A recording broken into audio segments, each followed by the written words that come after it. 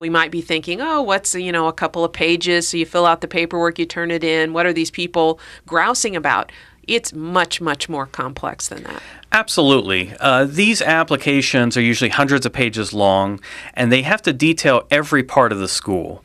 The finances, the curriculum, whether the school is going to provide food service, transportation, the various services that are offered. These are very detailed applications.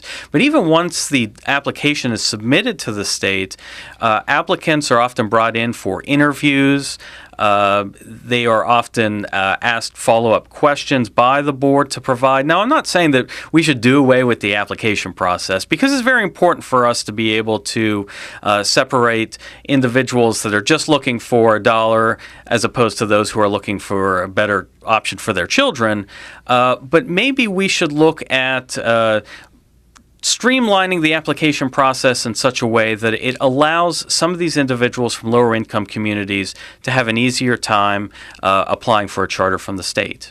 Terry, do the traditional public schools get this type of scrutiny about what they're doing and what their goals are and the finances?